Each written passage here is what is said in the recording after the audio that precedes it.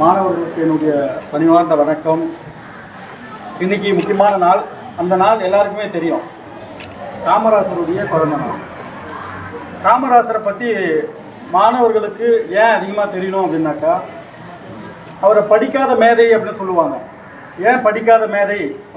ஆனால் காமராசர் பெரிய உலகளாவிய தலைவர்கள்லாம் போற்றக்கூடிய அளவுக்கு அறிவு சார்ந்த தலைவராக இருந்திருக்காரு, அறிவுபூர்வமான தலைவர். அப்படிப்பட்ட காமராசருடைய பிறந்த நாள் இன்னைக்கு.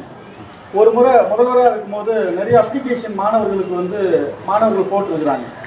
அப்போது காமராசர்கிட்ட சொல்கிறாங்க, இவ்வளோ பேர் மாணவர்கள் அப்ளை பண்ணியிருக்கிறாங்க, அதில் எப்படி நம்ம செலக்ட் பண்ணுறதுனே தெரியல அந்த மாணவர்களை அப்படின்ற மாதிரி அவங்க கூப்பிட்டு கேட்கும்போது அவர் அதை மொத்தத்தையுமே வாங்கி போய் வச்சுட்டு ஒரு 2 அப்ளிகேஷன் எடுத்து கொடுத்து இது 2 பேரை செலக்ட் பண்ணுங்க அப்படின்ற மாதிரி கொடுத்து அனுப்பிச்சிக்கிறாரு.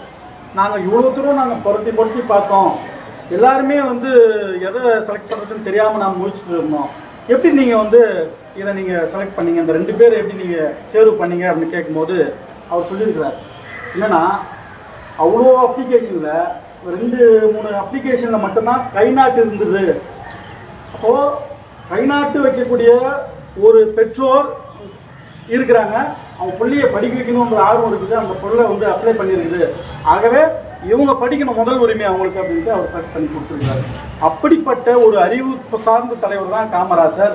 அப்போ அந்த காமராசர் அவருடைய பிறந்த நாளில் நாம் உங்களை சந்திக்கிறதுல மகிழ்ச்சி. மாணவர்களுக்கு ஒரே ஒரு அறிவுரையை சொல்லி நிறைவு செய்ய விரும்புகிறேன். முதல் தர மாணவர்கள், 2ஆம் தர மாணவர்கள், 3ஆம் தர மாணவர்கள் அப்படின்னு நாம் ரேங்க் ஷீட்டில் நம்ம குறிப்பிட்டு வழக்கம். எப்படி அவங்கள முதல் தர மாணவர்கள் அப்படின்னாக்கா, ஒரு மாணவனாக்கா எப்படி இருக்கணும் அப்படின்னா, அதாவது அன்னம் எல்லாருக்கும் தெரியும், அன்னப்பறவை பாலையும் தண்ணியும் கலந்து கொடுத்தாக்கா பாலை மட்டுமே தனியாக பிரித்து எடுக்கும் அப்படின்னு ஒரு தகுதி வாய்ந்த அந்த பறவை சொல்லுவாங்க. அப்படி நம்ம எவ்வளோ படிப்போம், ஃபேஸ்புக்கில் பார்ப்போம், சமூக வலைதளங்கள்லாம் நிறைய படிப்போம், புத்தகங்களை சினிமா புத்தகங்கள் கூட படிப்போம், எவ்வளோ படிப்போம். ஆனால் நமக்கு தேவையானது எது சிறந்தது, நமக்கு எது உதவும், வாழ்க்கைக்கு எது உதவும் அப்படி தண்ணியும் பாலும் மிக்ஸ் ஆகியிருந்தால் கூட எது நல்லதோ அதை எடுத்துட்டு தேவையில்லாத திருப்பி கலாச்சிங்க. இது எப்படிப்பட்ட மாணவர்கள்? முதல் தர மாணவர்கள். அதே போல் பசு இருக்குது இல்லையா, நிறைய சாப்பிட்டுட்டு அது அசை போடும், நிறைய சாப்பிடும், நிறைய படிக்கணும், படித்ததை மீண்டும் மீண்டும் அசை போட்டுகிட்டே இருக்கணும் நாம் தொடர்ந்து. அப்போ தான் நாம் நல்ல அறிவுத்தளத்தை நாம் வளர முடியும், அது நல்ல நினைவாற்றலை கொண்டு இருக்கும். 2ஆம் தர மாணவர்கள் அதே மாதிரி இன்னொன்று இருக்குது, எவ்வளோதான் ஒரு ஓட்டை பானையில் தண்ணி நீ நிரப்பிக்கிட்டே இருந்தாலும் கூட அது என்ன ஆகும், கீழே போயிட்டு இருக்கு, அது நிரம்ப கீழே போயிட்டே தான் இருக்கும். ஸோ அந்த மாதிரியான மாணவர்களாக நம்ம இருக்கக்கூடாது. எல்லோருமே முதல் தர மாணவர்களாக வர்றதுக்காக நம்ம முயற்சிப்போம் என்பதை சொல்லி, காமராசருடைய பிறந்த நாளில் உங்களை முதல் தர மாணவர்களாக பார்க்க வேண்டும் என்பதுதான் எங்களுடைய ஆசை, பெற்றோர்களுடைய ஆசை, ஆசிரியர்களுடைய ஆசை. ஆகவே யாருமே 1, 2, 3 என்று எந்த ஆசிரியரும் பிரிக்கணும்னு நினைக்க மாட்டாங்க.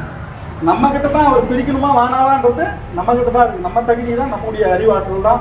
ஆகவே முதல் தர மாணவர்களாய் அனைவரும் வருவதற்கு முயற்சியோடு தொடர்ந்து பயணிப்போம்.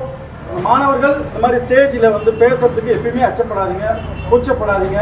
நம்ம நண்பர்களோடு தான் இருக்கிறோம், நம்ம ஃப்ரெண்ட்ஸுங்களோடு இருக்கிறோம், நம்ம அண்ணன் நம்ம வாழ்ந்தாரு, தொடர்ந்து ஒவ்வொரு நாளும் அவரோடு நாம் பேசுகிறோம் போகிறோம். இங்கே புதுசாக நாம் எதையும் பேச போகிறது இல்லை, அதனால் பயப்பட வேண்டிய அவசியம் இல்லை. அதனால் இந்த நாளில் உங்களுக்கு வாழ்த்துக்களை சொல்லி விடைபெறுகிறேன். நன்றி, வணக்கம்.